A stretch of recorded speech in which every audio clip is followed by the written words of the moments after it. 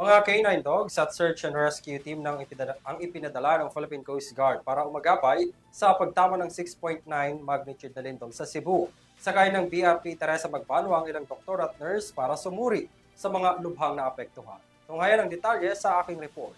Nagsimula na kaninang hating gabi ng Webes October 2 ang search and rescue retrieval operations ng Philippine Coast Guard K9 units mula Maynila sa Cebu na apektado ng magnitude 6.9 na lindol.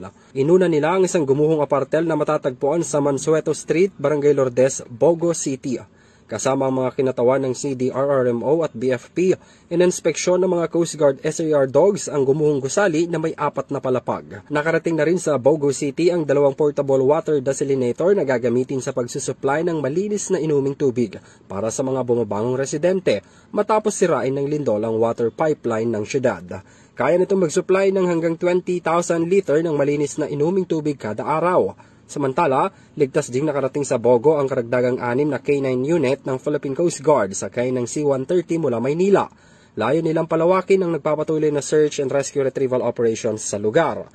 Sakay rin ng BRP Teresa Magbanwa ang 36 na doktor, nurse at medical personnel ng PCG na nasa San Remigio, Cebu na ngayon. Bukod rito, 8 Coast Guard K9 unit na ang nagpapatuloy ng SAR at retrieval operations mula Maynila na binubuo ng 8 personnel at 6 na K9 working dogs. Mamayang gabi naman ng alas 11 ang alis ng BRP Gabriela Silang mula Maynila upang maghatid ng food packs at evacuation supply bukas, ika-3 ng Oktubre. Sa naturang transport mission, katuwang ang PCG, ang Philippine Charity Sweepstakes Office na kasalukuyang naghahanda ng 3,000 family food packs at 2,000 evacuation supply kits. Sa kasamaang palad, 3 PCG personnel ang nasawi nang mag-collapse ang San Remigio Sports Complex noong kasagsagan ng lindol.